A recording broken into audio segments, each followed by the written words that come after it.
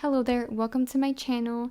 Today is a speed build yet again. I have not done speed builds in quite some time, but I've been in the mood to build again lately, which is kind of nice. I haven't done that in a while, been mostly doing gameplay. Nice to go back to my roots, I guess. And I have yet again been inspired to do more of a different decade sort of build. Now, this is a decade I, of course, was not born in, but I wanted something that was more inspired by like 1970s American like modern homes type of thing. And I always go in like these like random moods to build this type of architecture just because it's not strange. I guess some of it is a bit strange, but like in a good way. It's a bit different. And there's many different styles for like especially the exterior of the homes. I go for more of like a flat sort of roof thing, but I feel like it was a really fun build to do. There is a sort of, I guess you could call it a side yard. It's not really a backyard because it's extended from the side of the house. I did build this in the Custom World Cloverdale just because I really liked the area, and it's a small world, so it's not like too clunky to save and stuff for me to build in it. So whichever, if you have Cloverdale, you could place this on the 30 by 20. If not, this was just built on the standard 30 by 20 lot, so you could place it anywhere you really want to. You just won't have like the surrounding trees if you're not placing it in Cloverdale, because it wouldn't be, of course, the same world. But yeah, so let's just talk a bit about the style. So I do play around with the interior, and I end up realizing that I kind of need more space. So I do a basement. That is where the main floor, not the main floor, the main bedroom will be placed. And there's also a sort of like hangout spot down there, which I love doing that in Sims houses. Now, of course, there's like the stairs, which can be annoying sometimes, but it's a bit, I tried to make it as roomy as possible. So that way, they can move around in there, and it could be like a nice spot to have friends over, to entertain guests. If you have a party, or, if you have like a date over or something.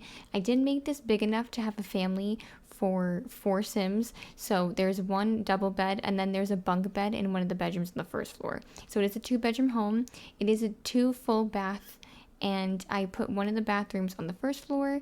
That's like this weird like L shape on the left hand side, and then downstairs the bathroom is inside of the big bedroom, so it's kind of like an ensuite bathroom that I built into it. And yeah, so this is like the style here with the exterior, like I was saying, with the sort of like side like backyard. It is connected to the kitchen, so the only way to get to it, because I do block it off, you will see later when I'm building in it if you can keep watching, there is like a sort of barrier with plants and stuff. So an only way to get there is through the kitchen. There's like a nice little like glass door you can go through to. I try to make it as cozy as possible. I wanted to make it where maybe these people who live here either just love to spend time together and have fun and stuff, have neighbors over, or really like to entertain guests. So, just many stories I feel like I wanted to be able to be told with this. So I wanted to try to do that. I had so much fun, I wanted to say, doing the color scheme for this house. The thing with, I think that with these style of houses, like these mid-century styled homes I have so much fun and always want to go back to building, is because the color palettes can be so not strange, but they can be so out there in like a really nice way because they're so vibrant. And sometimes colors you don't necessarily think to mix together, you would put together in these homes. I look at a lot of references for interiors because, of course, I didn't live in the 70s or the 80s, so like I didn't know really the style that was very popular then.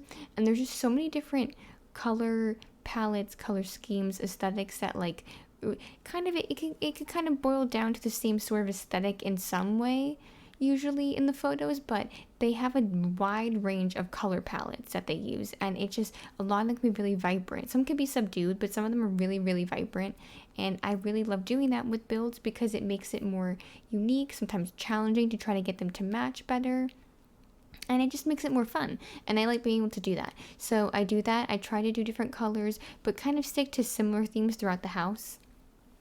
But yeah, so here I am, like I was saying, I'm doing the barrier and stuff like that for the plants for outside. I do the backyard last, just to let you know. So you will see that towards the end of the build. I don't actually do anything yet with it yet. But this is a 2-car garage, not garage, I say like a 1-car garage, but it is a 2-car house, so you can put 1 car in the garage and then 1 in the driveway. And yeah, so I do a lot with the plants and stuff here. I try to make it very cohesive, make it look really well maintained, and I think I did it pretty well. I actually was quite pleased with how I did the landscaping for this house. I feel like it looked pretty nice. So that was something I felt proud of. And I do switch like on and off, so you will see me go back and forth, but I had an idea for the living room, and I was trying to figure out how to convey this because of course The Sims 3 could be difficult to build. It's not like The Sims 4. If you've ever built in The Sims 4 or watched someone build in it, it could be, the one thing about The Sims 4 building that is really good is like with the move object sheet especially, you can really clip items into each other and like snap them into each other that can and make new objects and things like that, like I'm trying to here, and they can really come together and look well, and they can still work. Because it has to do with routing, I guess. But The Sims 3 is a bit more difficult, and there's less stuff, like objects for you to use. So that's a bit of a challenge sometimes, but I think it came out pretty good for what I was trying to convey. I will say, if it's not apparent yet, because I haven't done too much interior, I use so much store content in this. So if you don't have a lot of store content, unfortunately, I don't think this build would be for you in terms of downloading it, unless you wanted it for a shell and you completely, redecorate the inside for yourself. That's up to you as well. You could totally do that if you want to, like go right ahead, have fun. But yeah, I just wanted to preface that because I use quite a bit of stuff from like Aurora Skies. I found out that the sofa I used from the last build, which I actually used in this again downstairs, it was from Aurora Skies. And I use like a bunch of mid-century style from that set because I have it from the store, and because it all really goes well with, of course, this style home that I'm trying to make. So I felt like I had to use it because it was just really worked well with what I was trying to convey, and I didn't want to limit myself. I always say this, but when I'm building, I don't like to limit myself in what I use, so I try not to do like, oh, let me not use this pack, or let me not use this store item, because I don't like to limit myself if I really want it to convey a certain idea that I have. Unless I was doing a challenge, it's a completely different story, but I wasn't trying to do any sort of challenge to limit myself with packs, so I tend to, use whatever I have available. Yeah, so I try to make this like a really big like niche in the wall, if that's the right word, to have a sort of like TV in between it, and there's a bunch of like books and shelving, maybe even a bit of a bar space. Like I put some, for the idea of a bar, you can't really use it as a bar in this space specifically, but I wanted to convey that idea that, oh, they have some drinks here, and the little cart there and stuff like that in case they want to grab something extra. I just wanted like little things for storytelling purposes. Now, I did build this for a family that has older kids, so they could be like child age, or they could be teen age, like life stage. So you could also, of course, if you really wanted to download this and you wanted the other bedroom to have like a crib, you can always remove what I put in there and you can put like a nursery instead. It's really, up to you, whatever you want to do in your imagination. But that's kind of the story I was conveying when I wanted to build this, because I just felt like it went well with it. And I wanted to utilize the space and have enough space to have at least 2 kids. I like to do that sometimes just in case. But yeah, so here I'm doing like the carpets and stuff like that. Once I found the carpet that I wanted, I feel like it really came together in terms of the color palette that I wanted for the living room, because that's when I was like, oh, I like the yellow, the orange, the blue, and I kind of just like meshed everything together, mishmashed with a bunch of different pieces, and kind of like put those colors into different like accents, like in different pieces of like the plants, the lamps, the like art on the wall and stuff like that. I used pretty much those blinds, I think, throughout the entire house, because those blinds are really good for like realism. I really like them, and they fit really well with all of the windows, thankfully, in this house, because I guess the way that they're designed, they're like kind of like 1 tile wide, and they're like really narrow. So, and the way that those are built, they're kind of just like 2 meshed together in the same, so it fits with 2. So, and they snap together, which is really nice. So I felt like that was really cool. I tried to do something a bit eccentric there on the wall with the the painting and like that little art sculpture that's on the wall there to kind of make it come together and fuse to make it like an art piece. And I use a lot of stuff from the 80s, 70s, 80s, and 90s stuff pack, of course. That would be perfect with this build, of course, so, you know. But I think it was also the flooring that was the problem, because I had a different tile and I didn't like it. And that's another thing. Like doing flooring and the wallpaper in The Sims 3 is one of the most difficult parts for me when you're building, because once you do that, I think it's easier to make everything else come together, because then you have an idea of like what you want to go with the room, if that makes any sense. Because you can have like a really nice like set of furniture, but then you put in some kind of wallpaper or paneling and it just messes the entire thing up if it doesn't go with it, you know. Interior design is difficult, I will say. I don't know how people do it in real life.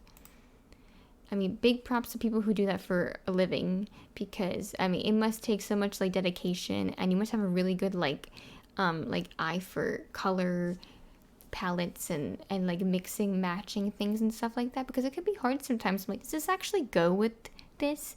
And can I clash it? Does it look cool? Like I can't, like it's hard sometimes. You have to kind of just like go with your gut.